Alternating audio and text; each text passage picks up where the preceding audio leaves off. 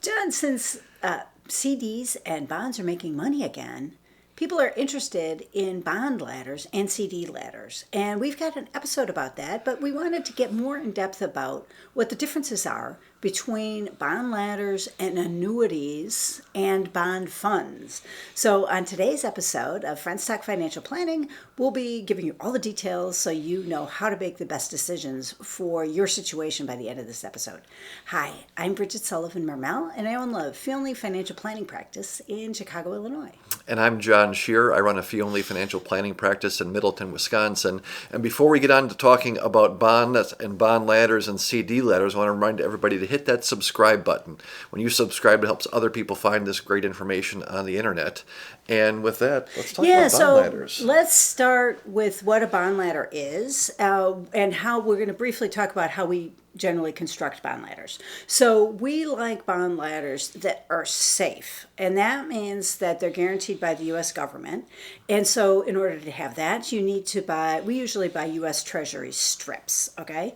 And that's just a specific instrument. And again, in our other video, we talk all about it. And so we construct a bond ladder so that each strip matures or pays out on around the same date every year. And so then you get guaranteed income. I explain it, it's sort of like buying, and CDs are similar, not exactly the same, but if you wanted to have $50,000 show up in your checking account next spring, you could buy a 1-year CD and you know exactly that's showing up. And then if you wanted another $50,000 2 years down the road, you buy a 2-year CD. And you buy a 3-year CD and you know you have that money showing up in your checking account or maturing in those years. Okay. So that's how I explain it to folks. folks. So that's great. So that's the bond or the CD ladder. Now let's talk about annuities. Okay, so you used to sell annuities, so I'm assuming you know about them. Yeah. just because people sell something doesn't mean they necessarily know how they work, right? You might be a good salesperson, but not great at analyzing them. So let's talk about the reality of annuities. Well, sure. And so with the bond ladder or the CD ladder, what we're trying to do is to have some kind of guaranteed reliable income, right? If you have a CD, it's FDIC insured, right? Or if you have a treasury bond, it's backed by the government. So we know, okay, listen, we know that money is going to show up for a period of time, right? We can build it out. So there's 5 rungs in the ladder, as we call it, or 10 years, right? We can every do 10 years. With an annuity, what you do is so what you do with the bond ladder is you take a lump sum of money, right? I have this much to invest, and I'm going to buy CDs or bonds to fill up this ladder.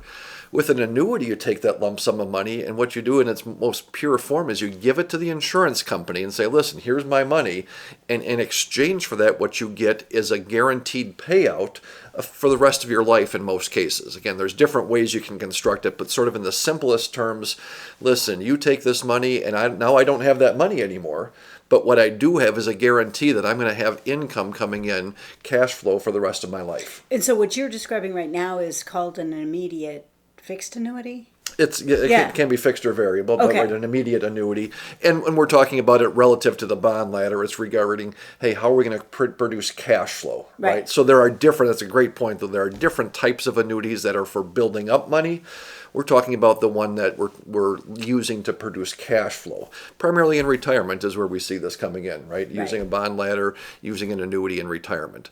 So the trade-offs are you don't have any flexibility with the annuity, generally speaking. There are some different ways you can do that, but they tend to be pretty expensive.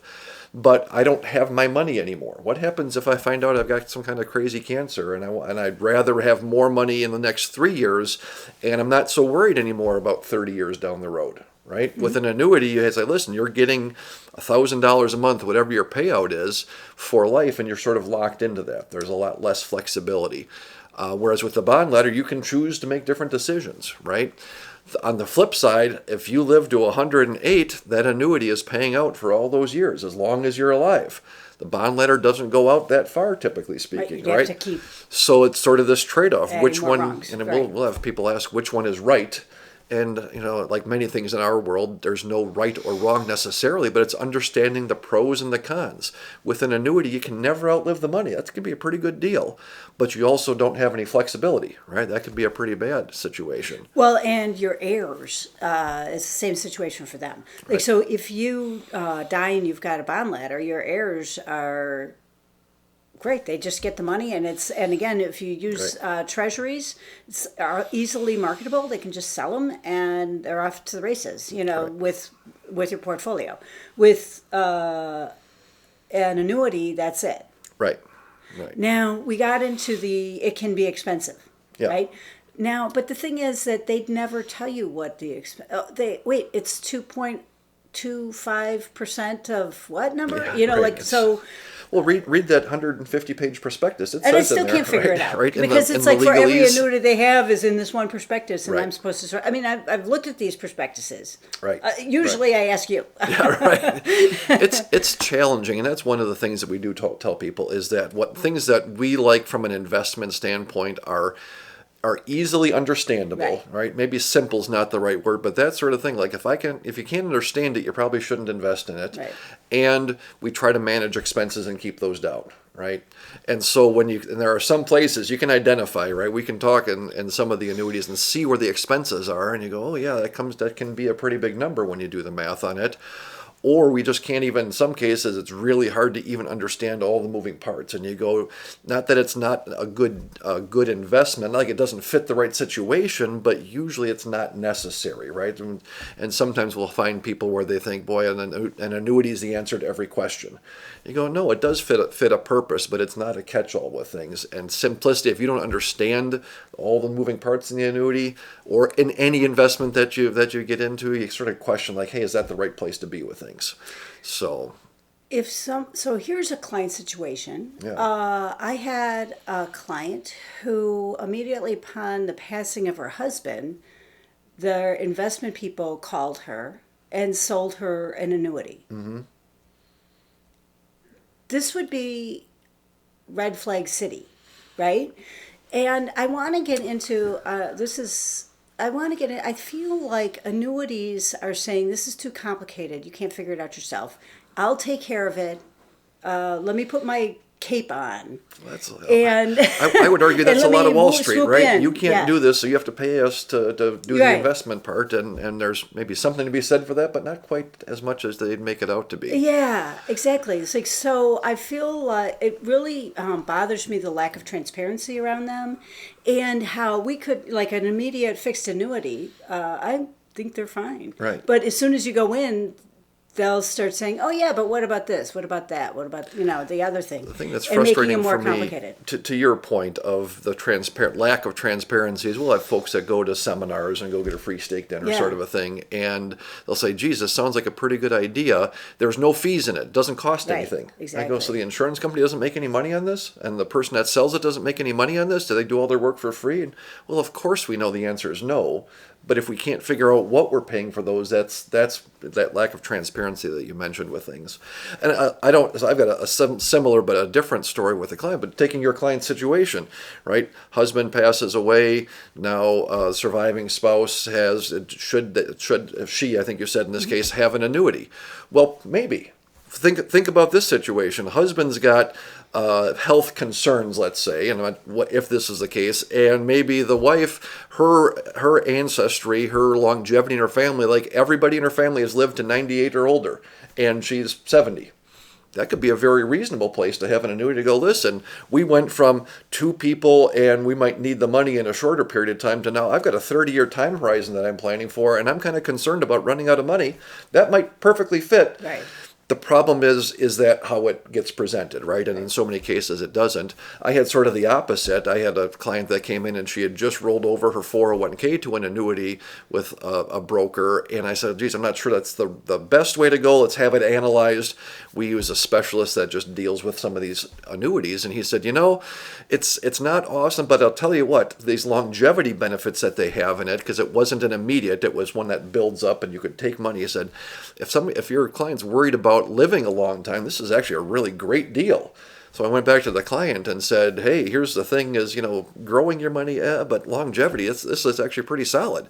And she said, nobody in my family has lived past age 82. I'm not planning to live, having money available at 95 is not on my radar. You go, okay, wait a minute, completely the wrong situation. So that transparency and trying to solve the right problem is, it can certainly work, the question is, right, what's the difference? And I think you probably do this too, Bridget, but we'll explain to folks like, listen, if you're concerned about longevity, here's what these annuities look like, these income annuities, right? Here's the pros, never outlive it. Here's the cons, you lose some flexibility. On the other side, you got the bond ladder, right? It's not going to last. We don't know if it's going to last to 100 days. We think so, right? But so you don't have that, but you have the flexibility. What makes more sense to you? What's your big concern? And here are the pros. And then you can make an informed decision, right? Like that's the real thing that I think is missing in general in our world. Yeah, another red flag that I want to bring up with annuities is that I see a lot of them in IRAs, and that's another. There's conceivable times when it does make sense. Like all my money's in an IRA, and my biggest worry is outliving my money. Mm-hmm. Okay. But one of the benefits of an annuity is you can have tax deferred growth with it. And that's the same benefit that you get with an IRA, and they don't multiply. Mm-hmm. Like it's not like, oh, you get double the benefit if you just put this in an IRA. That's not the case. So in general, I don't like 99% of the time, I would say it's a red flag to see an annuity in an IRA or a 401k. So that's just, again, things we want people to be able to know to watch out for. And so often we'll see people come in with that situation and exactly to your point, like, listen, you described it perfectly. I'm worried about longevity and this is the money I have. Hey, it makes sense. We get folks that come in and aren't even aware that they actually own an annuity because it looks like mutual funds. And they don't know what the expense is because the annuity expenses can be as low as 0.25%. They can be as high. We've seen them at 2.25%. Right. It makes a big difference in the investment side of things. So having some of that flexibility with things to take a look at both sides. Great. So I think with that, it's a great time to wrap up. I'm Bridget Sullivan Mermel, and I own a fee-only financial planning practice in Chicago, Illinois. And I'm John Scherer. I own a fee-only financial planning practice in Middleton, Wisconsin. Bridget and I are both members of the Alliance of Comprehensive Planners. If you like what you hear on our show, check out acplanners.org to find an advisor in your area. And please subscribe.